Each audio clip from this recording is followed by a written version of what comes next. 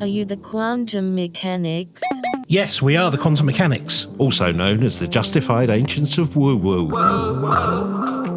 If you're interested in the paranormal and the high strangeness, we're the podcast for you. Whether you're a believer, a doubter, or somewhere in between. I'm Ben. And I'm Peter. And we are the Quantum Mechanics. So, Ben, what are we looking into today? So I've been reading the work of Robert Damon Schneck. Very, I guess, relevant middle name because... Is it Schneck time? Well, no, Damon, because Mrs. Wakeman versus the Antichrist is his book. Wow. It's Damien, anyway, yes. Oh, okay, yeah. But Schneck is good, so you probably will hear me refer to him throughout this. What is interesting is he put together, it's subtitled Strange But True Tales from American History, and most of them are paranormal, and they speak to some of the themes that we have been talking about recently. Okay. So because it's from 2014, I went through and did just a little bit of updated research. And if there were any endings or loose things that have come to pass in the last, 12 years, then I've kind of added them in. But the first case is really interesting because this is about a Ouija board. And we've been saying recently about how the entities who speak through Ouija boards are very good at deceiving and telling people half-truths. We're back to the trickster spirit. Yeah, I think this really speaks to that. But let me set the scene for you because this happens just after the First World War, which ends in 1918. And in the 2 years between that and the armistice and the evening we're talking about, something sort of shifted in America. We've spoken about this a bit before, but the collective psychology, an entire generation of young men had died in France and Belgium, and whole towns had lost every single man that they had. Families were in grief, and there was no framework with which to process really what had happened. Throughout that grief, something did happen. They went to the supernatural, or rather a lot of people went to the supernatural. Right. Seances being held in living rooms across America. I mean, we know this, we've spoken about, there was a boom in this in the 30s. Mediums were fully booked months in advance. I hadn't realised, how big of an engagement that they had. And I think this is why commentators at the time were not very happy about this spiritualist movement. Some people saw it as grasping at straws or even replacing religion. This is kind of tying into what we've been talking about, like with Carl Jung, saying that in times of war or crisis, people, either literally or psychologically project their trauma into something, maybe paranormal. They need it. That's right. And of course, one of the things that comes up is the spirit boards, or, the Ouija board, as it is actually trademarked. And they're sold in toy shops. And I guess, we know that as a trademark of MB Games. But this wasn't fringe behaviour. This is what people did.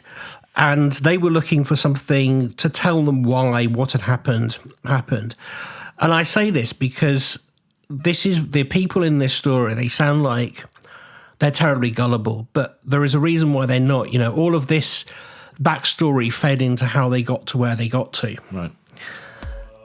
One evening in Oakland, a Ouija board comes out. We don't have all the names of the people that took part. The newspapers at the time who reported it, they identified the central figure as a woman named May Paget. The others lived with her. They were close enough to share a home, close enough to share an evening, and close enough to see what happened next and share in it. When they embarked on this evening of Ouija board bothering, I suppose, the board was quiet at first. The planchette drifted, letters appeared, nothing connected, nothing coherent. They kept going. You've seen this kind of, sometimes it begins to point to something and then it goes away again. And people are going, did you push it? No, I didn't push it. But then it spells out a name, and it's really strange what it spells out. Ouijah, Ouija. And they asked, who are you? And it replies that it's a spirit. And it says, I've been waiting for you. Now, I think that the way we know that spirit boards and Ouija boards can work through something called the ideomotor effect. The participant's own unconscious muscles move the planchette without them realising it. That is the scientific explanation. Yeah. People aren't faking. The movements are real. The sensation of an external force is real, but the message is from is the participants themselves. That is the skeptical scientific explanation for. But this is something that I couldn't. This is an example of something that I couldn't account for using that explanation, because the entity that identified itself as Ouija didn't behave like it belonged inside the memory or the knowledge of someone else. It had a consistent personality across the multiple sessions that they had with it. In common with other Ouija sessions that stand out, it said it knew things that it shouldn't have known. It gave instructions that none of the women would consciously have chosen to follow, but they followed them anyway. Because over the weeks that followed, this Ouija became a constant presence in the house. The women decided to consult it daily. Wow, okay. They took its guidance on decisions. They reported that it had a particular voice, not a literal voice, but this character, a way of phrasing things, a quality that was distinct and consistent. So you would imagine if different people are coming to the board and it's their own movements that are affecting it, it would change between the different participants, but it never did. They used it quite harmlessly to decide how much money to spend on shopping, whether to go out that evening, all sorts of little minor decisions. And they sort of used it as a fun way of doing the evening. It's a bit like flipping head or tail. Should we go out or should we cook dinner? You know, that sort of thing. It's reminded me a bit. There's that, I think, is it called The Dice Man? There's that book, isn't there? And I remember when we were kind of in our 20s, we did a bit of experimenting with that in terms of, should we go to the pub? Should we stay in? Should we go to the cinema? And you roll a dice and do whatever it says. Yeah. One day, the board says to them, out of the blue, that their money is corrupted. The physical paper money in their home, their savings, the cash in their purses, was spiritually contaminated. That the material world represented by money was blocking the connection between them and the spirit realm. And the only way to clear that blockage, to retain the relationship they'd built with this character Ouija, was to destroy it. Okay. Not just give it away, but actually physically destroy it. May Paget took $700 in cash and burned it in the fireplace. Wow. So $700 in 1920 is about $10,000 today. Wow. And it was everything that she owned. And for a working woman in Oakland in 1920, that's about a year's wages. Right. She burnt it bill by bill while the others watched. Because a bit like the KLF with exactly, their million. Yes. Yeah. The women didn't question it. Ouija had told them to do it. Ouija was right about everything. Why would it be wrong about this?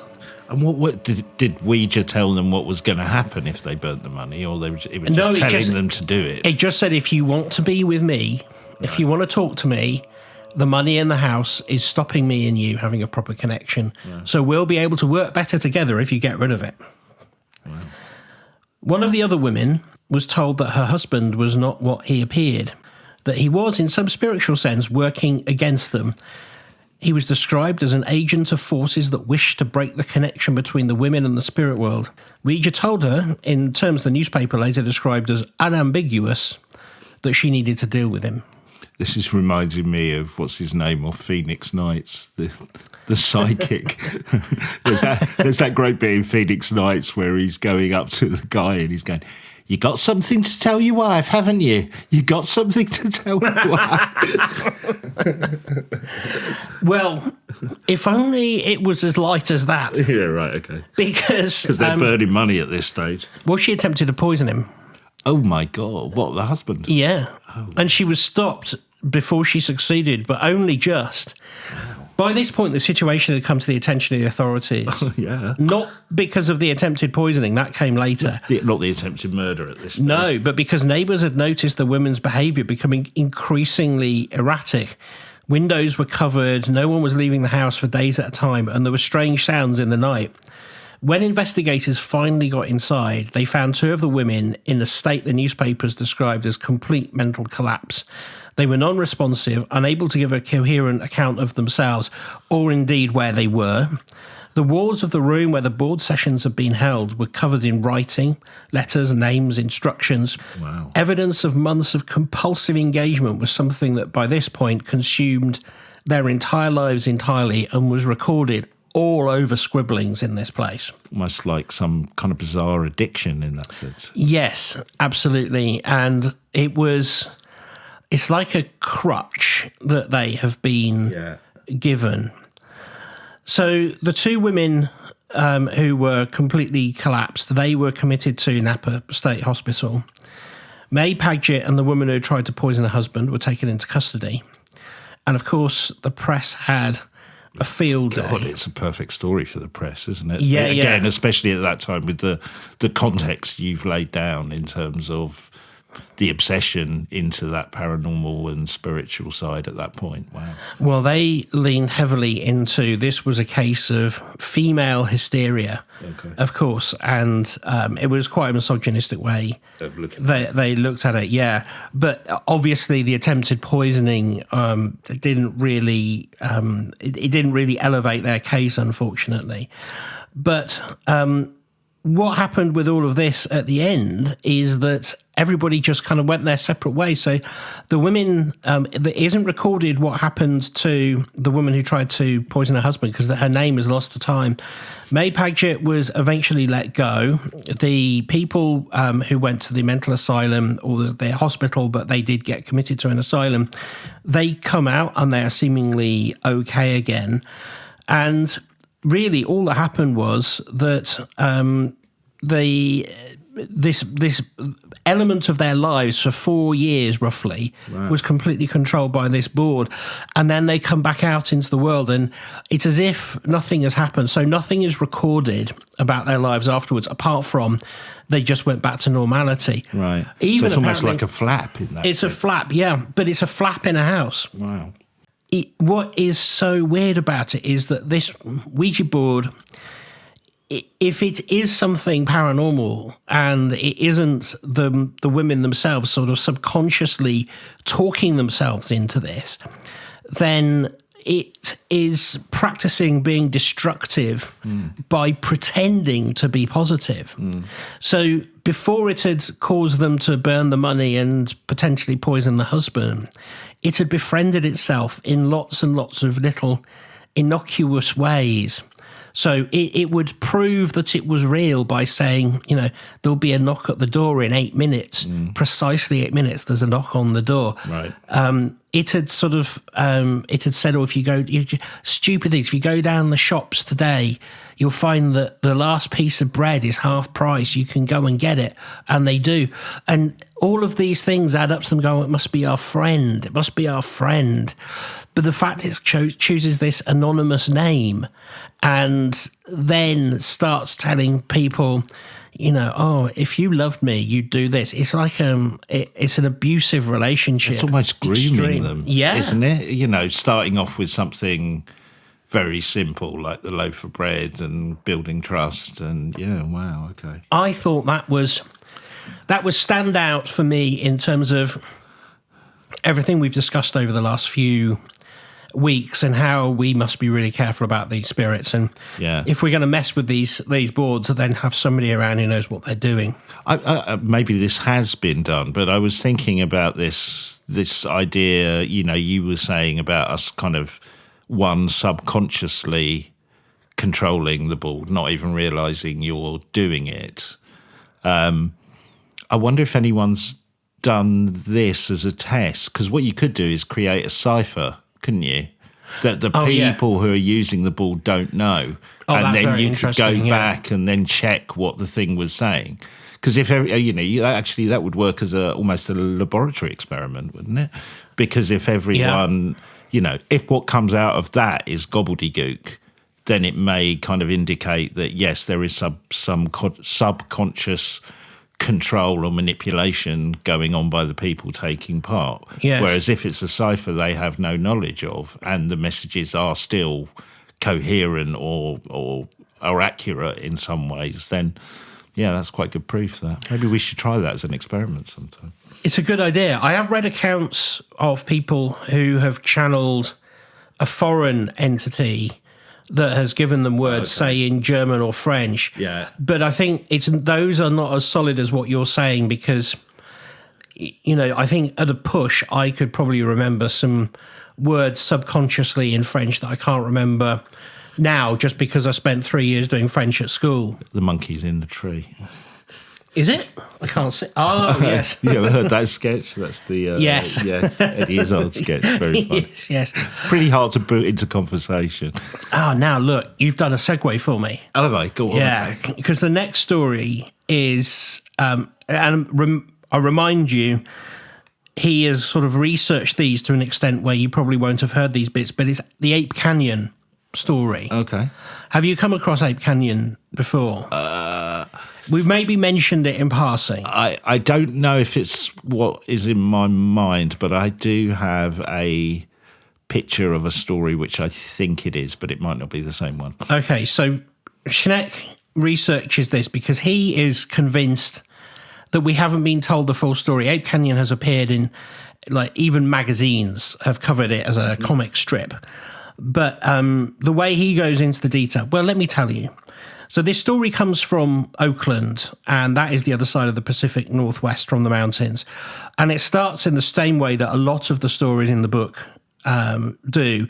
Ordinary men doing ordinary work in a place so remote that the ordinary world has barely touched it. So, you know, UFO abductions come to mind, chupacabra sightings, that sort of thing. They start in the same way. Travis Walton, right? He starts in the same way. Yeah. But this is in 1924 on Mount St. Helens in Washington State. And Fred Beck is 40 years old. He's a gold prospector, which in 1924 is still a viable, if precarious, profession. And he's got 4 companions: Marion Smith, Gabe Lefevre, John Patterson, and a man identified only as Roy. And they've spent the summer months working on a gold claim in a remote canyon in the Cascade Range, and they call it Ape Canyon. Not because of anything that's happened there, just a local name passed down through the region for reasons nobody fully remembers. They've built themselves a small cabin at the edge of the tree line. It's a rough construction, functional, big enough to sleep 5, store their tools and keep out of the weather. Yeah. It's a hard summer's work. These gold prospectors, you know, it's not like you see in a Scooby-Doo cartoon where you just hit the ground and loads of it comes out. Yeah. It's the kind of work that empties your mind of everything except the immediate dig, pan, carry. Yeah. The mountains are vast and quiet, and the only sounds are the river and the wind and the sound of the tools. And nothing unusual happens for months. And they're not, you know, this is not an unusual expedition. This is just another one of those people seeking fame and fortune. But then one evening, near the end of the season, one of the men sees something at the edge of the forest. It's large, it walks upright, fully upright like a man, not like a bear. It's covered in dark hair, and the man watches it for long enough to get a look. He estimates later that it's about 7 and 8 feet high. And he fires at it. The thing does not fall, it does not run. It turns and walks back into the trees with what the man later described as complete indifference. It's completely nonchalant of being shot at. It's as if being shot was simply not relevant to it. They all hear the shot, the 5 men together, and they gather. They try to make sense of what's happened. They decide, in the end, they're going to stay. They're almost done with the season. They'll leave in the morning. And that night, they all sit together in the cabin and listen, because something starts throwing rocks at them. Now, if you can imagine this scene, you're in a wooden cabin in the Cascade Mountains, middle of the night, something outside is throwing rocks at the walls. Like rocks, not pebbles, rocks. They're large enough to make the cabin move when it's hit. And there isn't one of them, there are multiple things, and they're moving around the cabin, circling it. The men can hear them, and they describe it as like... It's not the movement of a deer or an elk. These things moved with intention. They say that they were coordinating. They were doing a deliberate formation, if you will. And then at one point, one of these things gets onto the roof. The men didn't sleep. They sat with their rifles and they waited till morning. I'm not surprised. And they terrifying. They tried not to think too hard about how easily these walls could come down, because that was their big fear. And at first sight, Fred Beck goes out to the edge of the canyon for water. and he sees one of these creatures in the reach above him. It's in the daylight, just standing there watching. Again, he takes aim and discharges 3 shots. The creature falls into the canyon below. Within the hour, every man in that party has packed everything he owns and they're walking out of those mountains. Get the hell No out discussion, Dodge. no debate. Yeah. They leave the claim, they leave the cabin, and they don't go back. Now, if the story stopped there, it would be a compelling and unusual counter with something we might put under Bigfoot, Sasquatch. Yeah, Sasquatch territory, isn't it? Frightening, but the category, Schneck says the category seems manageable. We would just say, right, they've had a Sasquatch encounter. Throwing rocks and everything, that's pretty standard. We've heard this before. Yeah. But decades later, in the 1960s, long after most of the other men involved had died, Fred Beck sat down and wrote a pamphlet. He was obviously an old man by then, and he'd lived with this story for 40 years. Did he go, I've not got a book in me, I'll just do a pamphlet? It's only one night. Yeah, okay. He's not J.K. Rowling. Right, fair enough. In this pamphlet, he describes things he'd not told the newspapers at the time, things that he'd sat with and stewed over. He said the creatures of Ape Canyon were not animals. Not in the ordinary sense of the word, anyway. They were not flesh and blood the way we understand flesh and blood. They were, and he chose his words carefully, entities from another dimension. Beings that existed in a plane of reality adjacent to ours that could move between planes at will. How did he come up with this? Has he got a backstory or a justification for that? He describes seeing one of them disappear. Okay. Not move out of sight, Right. disappear, Vanish. cease to be physically present. Right. He uses the word dematerialise. Right. He said the rocks thrown at the cabin during the night were not thrown by the physical hands of, again, an animal. He said there were moments during the night when the cabin itself felt different, when something about the quality of the air and the feeling of the space changed. He also described, like, as he feels that space change and they peer out, he noted the reason that he didn't say, he said that these things weren't thrown by the paws of a Bigfoot is because he saw these rocks manifesting halfway in the air. So they're not being launched out of the tree line, but some of them are just appearing to smash into the cabin. But that was at night, so that could be an illusion, couldn't it? It's possible it's an illusion. It's possible, but, you know, he knows what he saw, apparently. And he said that it changed his view of reality. And that night meant, he said, he couldn't quite hold on to the nature of life as he had once understood it. Right. He said that the indigenous peoples of the Pacific Northwest had known about these things for centuries. He said they had names for them, they had ways of understanding them that the settlers who arrived later completely lacked. And that mistake made by everyone who dismissed or laughed at those indigenous accounts was a failure of imagination on a colossal scale. He felt really that the settlers, they had laughed at the warnings of the local people that had engaged with them when they came. When they told them about these things, they just put it down to superstition. And then when they actually encountered them, they had no means with which to not just understand the phenomena, but to defend themselves against it. They didn't even know what they were looking at. So I'm assuming this is where we get the name Ape Canyon from. Well, that is the implication, that perhaps that's where it comes from. But again, Ape Canyon itself, the geography, the cabin site, all of it is real and verifiable. The name is lost in time. It wasn't named after this incident, but we don't know how it, Right. It would seem to be a strange coincidence. That it was called that. Yeah. But again, I wanted to bring that up because we spoke about when we were talking about aliens, we were talking about interdimensional beings. Mm-hmm. And I think, there's a lot of people that talk about Bigfoot, big feet in that way as well, because connected of with UFOs, yeah. Connected with UFOs, and also not being animals as we understand them. They are perhaps a a flesh and blood animal, an interdimensional being, and from somewhere else all at the same time. They're all those things. And this is the first time, I think, where I've come across somebody discuss that so very openly after such a extraordinary encounter in 1924. I wondered if it was other gold prospectors just dressing up and we've got them out, we've driven them out, we can steal their gold. Well, but maybe not. You joke because people did expect that. They did think that. Really? Is that what their thought was? Yes, yeah. But their prospect was not touched after they left. Nobody went and stole anything.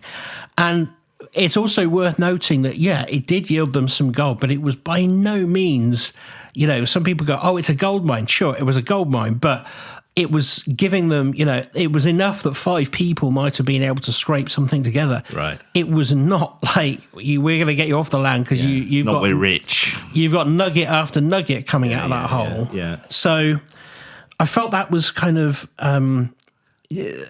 really, I don't know. It struck me as that should have made us think about Bigfoot in a different way a long time ago. Yeah, that interdimensional element. Yeah. Especially, yeah. And his pamphlet, roughly, when did he write that? That was kind of... That is mid-60s, out in 66. Right, okay, yeah, well... We're going to move now from the Pacific Northwest to the rural farmlands of western New York State. And the year is 1890. And this is a story about what happens when someone receives what they believe is an instruction from, a deity, I suppose. Mm-hmm. This is a woman called Rhoda Wakeman. She's in her mid-50s and she's lived her entire life in a small township in a quiet farming community. She's known, she's respected, she's a woman of deep and serious faith. And for some years, she's been holding prayer meetings in her home. Literally nothing unusual about that. Where a small group of like-minded neighbours gather to study scripture and just hold services. They're not zealots, they're not evangelicals, they're just farmers, labourers, ordinary working people who take their religion somewhat seriously, but they just lack all the buildings and infrastructure with which to do it. Yeah. Rhoda leads the group and they trust her, she's guided them well. And then Rhoda begins to receive what she describes as revelations. Not in a casual or metaphorical sense, she means it literally. She believes that God is speaking directly to her. That information is being communicated to her by divine authority that goes beyond what any scripture contains. And she's experienced this before, moments of intense spiritual clarity that she describes as hearing the voice of God. And here's the thing, the people around her begin to accept these experiences as genuine. Right, so they're believing that she is receiving messages. Yes. They have this idea that because she's been organising these things and leading the gatherings, well, it wouldn't be so unusual for a God to speak through her, would it? Mm. But what she receives this time is different. She is told the Antichrist has been born. Right. He's not a figure of the future, not a mythological force at the end of times. The Dark Lord's here. He's a living man and he's alive right now. And not only that, he's walking amongst them in that community. Wow. And if nothing is done to stop him, he will fulfill the role assigned to him by prophecy. The world will be brought to ruin.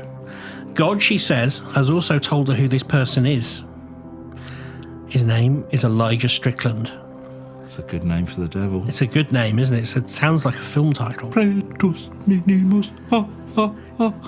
Elijah Strickland. Now, I want you to hold the name Elijah Strickland for a moment because he is the person... I'm never going to forget it, man. He's the person who matters most in this story. He's a local farmhand, and he is, by every account anyone ever gave of him, completely unremarkable. Right. He's quiet, he's hardworking, he's the kind of man who just gets on with his work and bothers nobody. There is no suggestion that he had done anything to attract Rhoda Wakeman's attention. Right. He had no history of conflict with her, or indeed anyone in the group. He was, by all available evidence, simply a man going about his life. And in some cases, like it's noted that he may not have even set eyes on Rhoda. Right. Not like for a conversation. The best case scenario, he might have seen her in at an event or at a shop, but certainly they've never spoken. Well, that's what he thinks anyway. But that MO, that's what the Antichrist would do. Of course he would. Wouldn't he? He'd be keeping a low profile, not doing anything too controversial. Controversial? That's what Does anyone know Elijah? Yes. Does he set fire to things he touches? Yeah. She tells her followers his name. And this is the moment where you just kind of go, oh gosh, here we go again. It's not going to end well. They don't go, Rhoda, are you sure? Yeah. They trust her. So because they take it as gospel, literally. Her revelations have always come true before, but her revelations haven't been revelations. Her revelations have been, literally, they got to the point where she would say, I think it'll rain next week. And then when it does, they go, oh, Rhoda, you must be connected to... Yes, you must be connected to God. Yeah. The group decides to hold what Rhoda calls a spiritual tribunal. They spend days in prayer, fasting, taking this idea of the Antichrist really seriously. They are, in their own framework, being thorough and responsible. They're making certain that the revelation is genuine in their minds before they act on it. How are they doing that? Well, let me tell you, at the end of this process, they do conclude it's genuine. Right. Elijah Strickland is the Antichrist. Yep. God requires that he be stopped. So they need to select somebody who's going to stop him. And I mean, stopping, that sounds murderous. Oh, yeah. Yeah. With a club, in a field, while the others wait, by a man called Charles Lovett. Okay. Who's part of the group? Yes. He's part of her group. And he puts himself forward. He's very happy to do it. Volunteers. Oh, yeah. Yeah, because he's doing God's work. Never liked Elijah. When the police arrive at Wakeman's home, Rhoda doesn't run. She doesn't deny it. She explains. So what, they did club him? Yeah.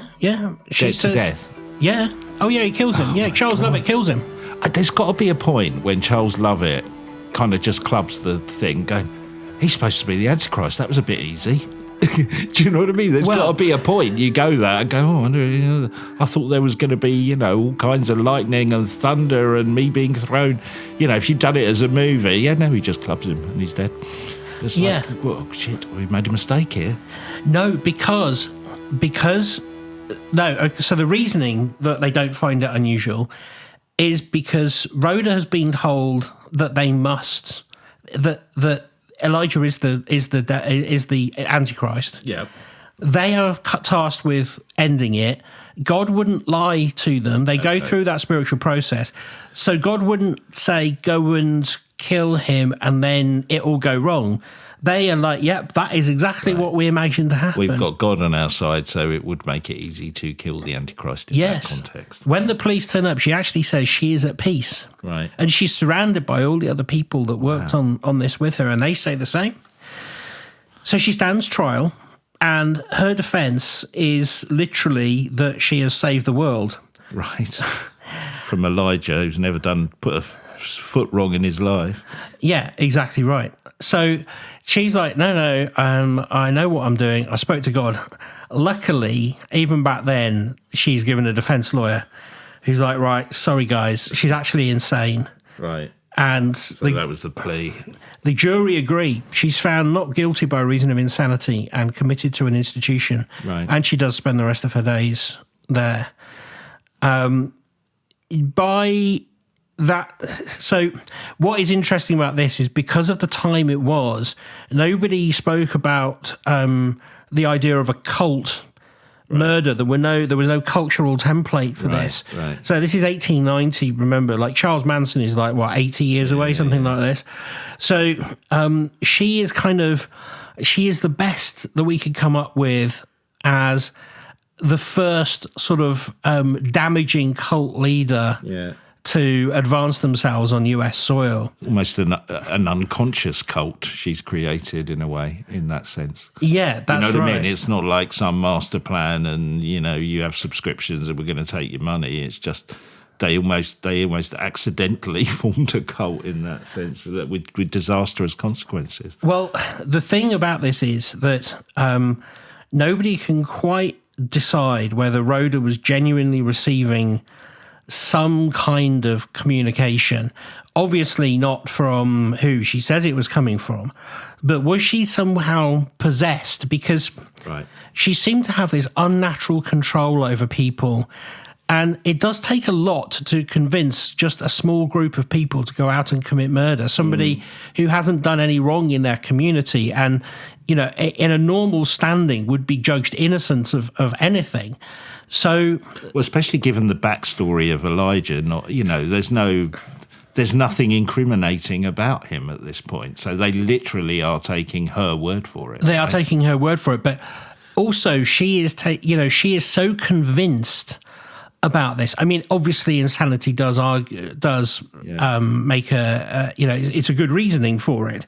But the fact that she was so convinced that there was an entity coming through her, this is something that is discussed in the book. And of course, nobody has any evidence either way. She wasn't heard speaking in tongues or, seemingly being possessed outside of the cultural norms of a church environment.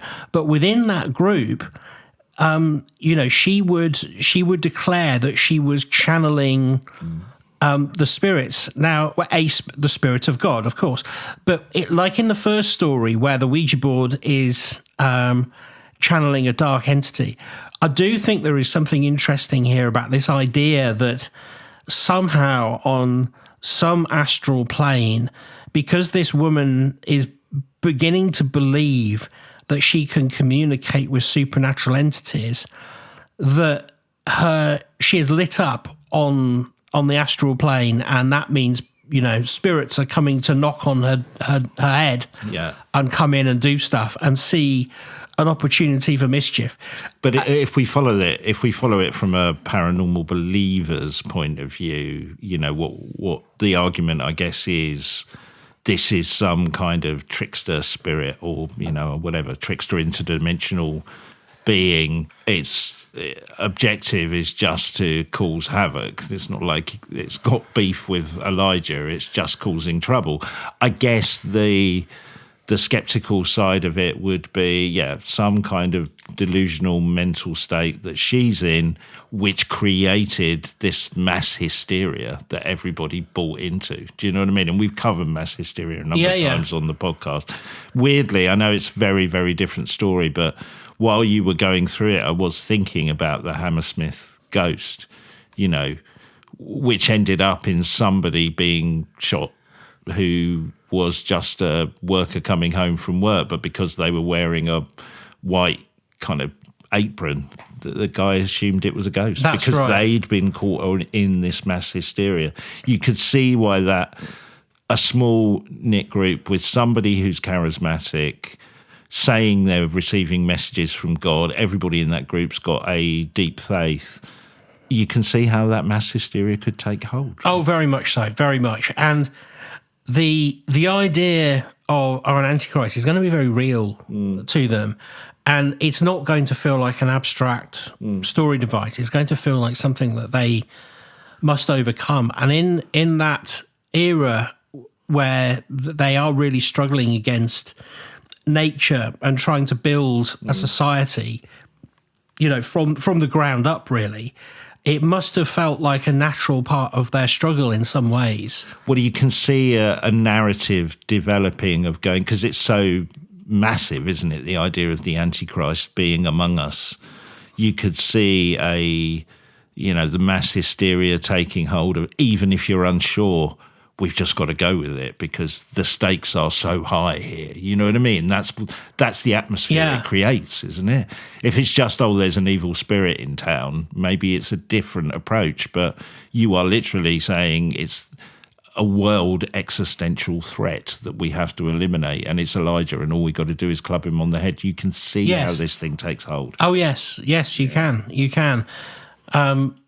And I mean, I'm surprised that the jury at that time went with insanity. I thought that it wouldn't have been that sort of a sophisticated trial. But anyway, super, super interesting. And well, I guess there's no motive outside of No. that, is there? Do you know what I mean? Unless she got beef with Elijah or something, but there didn't seem, No. from whether you read it, there's no motive to kill that person in that No, sense. not at all. Yeah. No. And she just tells the judge, oh, yeah, well, of course, he was the Antichrist. Yeah, well, that was her motive. So why which wouldn't does I? lead to insanity, I guess. Yeah. Well, speaking of insanity, this book also contains what could be the origin of all the clown scares. Oh, really? Yeah, it's somewhat paranormal and somewhat not. It's sort of, you'll see what I mean. It walks a fine line. And again, it's probably not a happy story, but it's an interesting one that I hadn't heard before.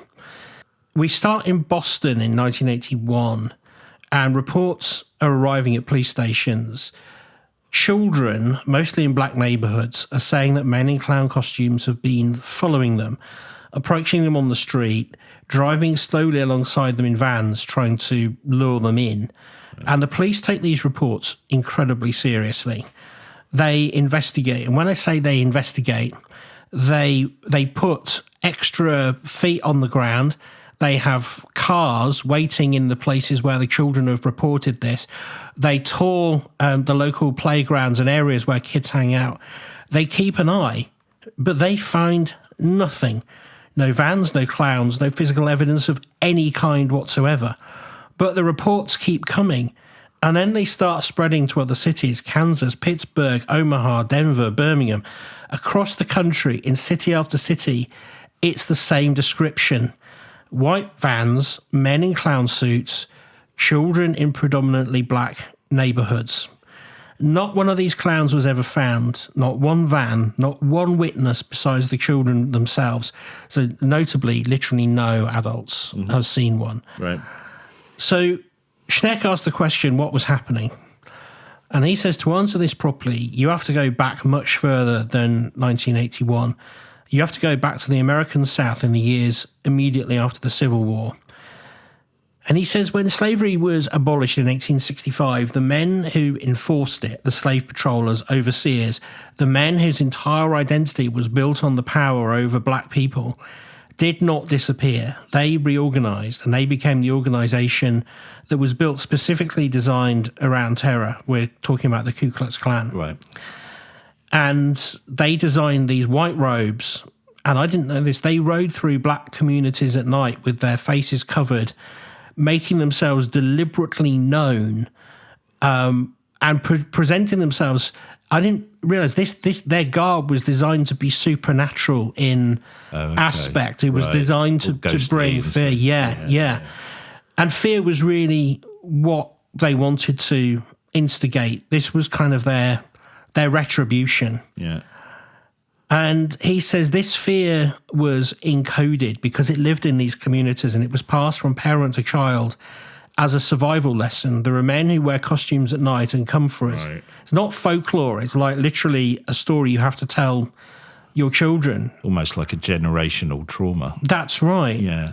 So by the 19th and early 20th century, a specific myth had taken a hold across black communities in the American South.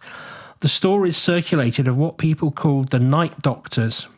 Medical men, often described as white, often in some cases in a kind of quasi-official role, who would abduct black people from the streets after dark, take them for experiments.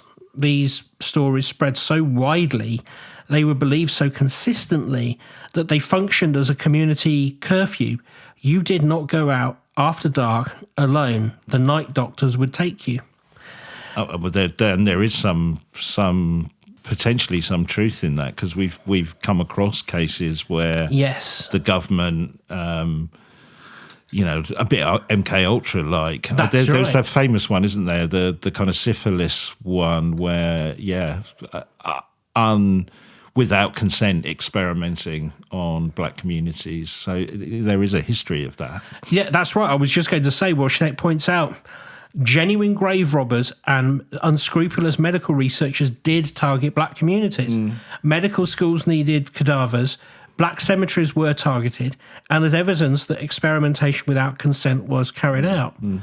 And this idea that these stories evolved and turned into so some of these documented events actually turn into a cultural self-sustaining fear, almost like a folklore. I'm thinking, the purpose of, we talked about Jenny Greenteeth and these old British folklore legends that actually, if you trace them back, there is some thread of a message that is coming through with it, a cautionary tale, aren't they? A lot of those folklores that are based in some kind of reality that turn into something almost supernatural. That's right. So I've got it in my notes here. I knew I had it. 79 to 81, Atlanta, Georgia, at least 28 black children and young adults abducted and murdered, known as the Atlanta child murders. Right. One of the worst serial killing sprees in American history. Yeah. As you can imagine, at that time, the black community did not feel protected. Yeah. And this adds to kind of that fear. Again, another thing that I hadn't really understood. Just a year earlier, 78, John Wayne Gacy is arrested, convicted of the murder of 33 young men and boys. But Gacy performed as Pogo the Clown at children's parties. He was, yes. And this, again, it's like the way that Schneck points this out, that it happens is all you need is a group of people to tell the truth, and these Chinese whispers turn it into a cultural phenomenon. So, I wonder if it also makes the message more effective in that case, because it adds flavour and, unpredictability and out of controlness to it. So it becomes a cautionary tale of, you almost can't macho it away by going, well, I'm never going to be taken off by some guy, who's wearing a sheet. But actually, if it's almost got a paranormal angle to it, it maybe spreads the message more. I don't know. It's interesting, isn't it? I don't mean consciously, but maybe subconsciously that happens. So, yes, and I think that's exactly right, and it passes its way down because people forget it isn't just child. So it isn't just parent to child. There is a whole level of peer relationship here as well, and a lot of the things that we hear at school, they came from just either one child learning it from another brother or sister or whatever. All they have to do is tell it to one person in the playground, and suddenly it's across the entire playground. There's a really famous case that spread to, even spread to America, and you may have had this newsletter come to your school.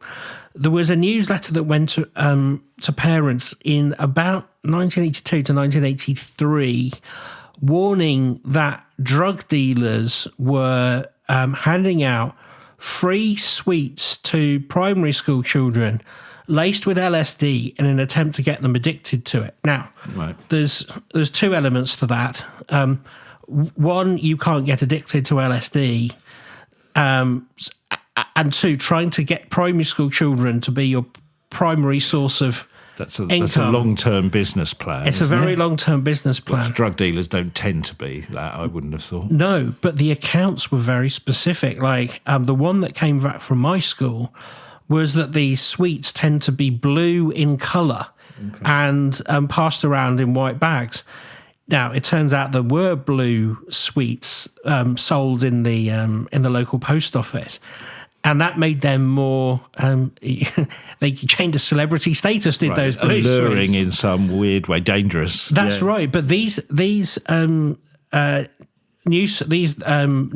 were sent back to parents in like complete seriousness by teachers who had heard these stories and without any evidence had said they were true. Now the police actually came. They made a statement saying none of this is true, but it is at a time when children are susceptible. There is a perception that school children are susceptible to drug dealers. At the same time, we have like the Zammo storyline hitting in Grange Hill, where a young teenager dies of a heroin overdose. Seems most unlikely to kids growing up in quiet rural Oxfordshire, probably did happen in central London, but by no means a huge amount. But that turns into a scare story. What's the panic? It's a panic. Yeah. Now, that is as real to those teachers as those children who were reporting those clowns coming around in cars. They're not hallucinating. Yeah. There is a real fear there. It's just that they are not communicating exactly what they're seeing. It's like he cites a psychologist who says that they're not being hysterical. They're reporting something. Yes, his words were they were reporting something real, not necessarily a clown in a van, but the experience of a threat, of being in a community that had good reason to fear being hunted. And I think that is really interesting, that idea of a community that can fear being hunted. Now, but it's interesting how that, I mean, we covered, it's that Portuguese, do you remember that Portuguese kids drama, Strawberry Something, I think it's translates to. That's an incredible story of, in Portugal, the school system, kids were like not going to school, they were all suffering from this mystery illness and all had the same symptoms. There was a big panic. But it turned out what it was on a kids' drama. They created a fake virus on the drama that was spreading around the school. Mm-hmm. And it then just snowballed, and it took a while for the authorities to realise this connection with a fictional kids' drama and this mysterious virus that plagued, and of course within a few days it all kind of came down. But it shows how quickly these things could take hold, and these kids had physical symptoms that they were not real, but that's what they projected onto themselves in a way. Absolutely. And, how many people turn up at A&E having had a panic attack, which simulates a heart attack? The brain can do incredible things. But all of this, like when we read about that, and of course we've had the modern clown sightings, which sort of just build on the phobia that society has now generated around that. I mean, he didn't go into it and everything because I think, that is kind of separate. He was talking about these very specific communities. But that level of reporting something that nobody else can see, but for them it's completely real, feels like alien abductions again. And well, it's back to those themes that we've talked about, this fear of, being taken over, the fear of control, colonization, all those. There's bits of that story that tie into those elements. Also thinking of the John Wayne Gacy thing. I don't know if I've seen that picture of him dressed as a clown. Terrifying, let alone, whether you knew he was a serial killer or not. The image itself is just terrifying. Yeah, put you right But when burgers, you put that in to go, well, actually he was a serial killer as well. Wow. Yeah, I know.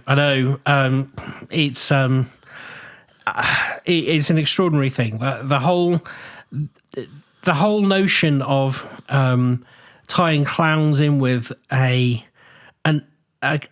being hunted. I think that is that's the thing. And there's this association with the colours and the whiteness and all of that. It's anyway, I can't add much more interesting commentary to that, other than I think it's something worth thinking about, and probably has been the part of like a widespread fear of clowns in general Western society. I didn't know about that story. No, nor me. No. Yeah. In the extra scoop, I'm going to do the great paranormal story I've been saving for you from this book at patreon.com/TQM pod. Please sign up and be a member. Yeah. I want to finish off with one last story. This one isn't paranormal, and I'll just give you an alert. It does feature somebody being unalived, but in a really extraordinary way. Okay. It's late 19th century, somewhere in the American Midwest, and we're at a mid-range hotel, the kind of establishment that catered to the mobile professional class of the era, so travelling salesmen, businessmen, that sort of thing. And a guy checks into this hotel under the name of James Moon. He's very well polite. He's well dressed in the manner of the era. Respectable, not wealthy. He's quiet, and he just asks one thing in the staff, not to be disturbed. Mm-hmm. It's not unusual. Plenty of long-term guests prefer the privacy. Yep. And he takes room 41, pays in advance for several weeks. And that is that, yeah. The staff see him at meal times. He comes down, eats, is pleasant, talks about like the weather or the food, goes back upstairs, doesn't engage beyond pleasantries. That's the thing that stands out for them. And he does various things like, really nothing unusual. He'll say, what's the soup tomorrow? Tomato. Oh, okay, well, I'll skip the soup. And, there's this funny little thing where they're like, well, if you prefer not tomato, you're staying here long term, what would you like? I'll have leek and potato. All right, we'll do your leek and potato. Just these sorts of things that people might say to a hotel, and they're being accommodating. Yeah. But he doesn't receive visitors. No letters come for him. And weeks pass. Then the staff begin to notice sounds from room 41. Nothing alarming at first. It's like the creak of floorboards, the occasional sound of something wooden being shifted, something that might be soaring, faint enough to be explained away. And then there's a smell of varnish in the corridor, stronger on some days than others. And if the window upstairs has been opened for ventilation, that's when it's stronger, like something is sort of responding to that. He still comes down for meals, though. He's still making his small talk. And then weeks turn into months. And then one morning, he doesn't come down for breakfast. And the hotel manager waits until mid-morning. Then he knocks on the door, 41, no answer. Uses the master key. What he finds is extraordinary. In that room, James Moon has built a fully functional guillotine, handmade with timber and metal, and a real blade. And you can imagine what he's done with it. Right, okay. But in those weeks, he has had a blade made at an ironmonger's. He's had the tracking mechanism built. He's bought tools up there. They find chisels, saws. He's even varnished the woodwork. Wow. He did all of that over months, but he leaves no note, no journal, no letter, no correspondence of any kind. He had, as far as investigators could determine, no family. Certainly no one came forward to identify him or explain who he had been. But he built this once-in-a-lifetime thing inside this hotel room. Whatever was going through his mind, he never shared it. And people don't even, they don't even know where he saw some of these materials from. They don't know who made the blade for him. Yeah, because you probably, surely somebody would have seen him kind of coming back with this stuff. Yeah, wow. No. But he made it very precisely, and it did its job. And I suppose he includes this just because, the story is obviously, he does go into details about, they find shopping lists of things that he's bought. But really, it's the sadness of what can happen in one hotel room. Next door to, a couple who, are renting a movie, the thing that could happen next door, and you just wouldn't conceive it at all possible. I found that just quite a fascinating story. Astonishing, yeah. It's shocking and astonishing, yes. Just like the small price of our Patreon. I was thinking when he was asking about the soup, it reminds me of my favourite joke. Guy goes into a restaurant and says, what's the soup of the day? Tomato. He said, well, what's the Oasis soup? Tomato. What's the difference? With the Oasis one, you get a roll with it. Oh. Hold on. You deserve that. Yeah. Right. Well, next week, I have got something very special and interesting for you horologists out there. Clocks. Watches and clocks. Woo-woo watches. Really? Yeah. Paranormal watches? Yeah. I can't even imagine what that is. Yeah. That sounds brilliant. Yep. I love a paranormal watch. We'll dig into that next week. All right. Please join us at the Patreon and For those of you who are, I'll see you over there for the next instalment from this book. Lovely. All right. Thanks for listening. All right, take care. Bye. Bye.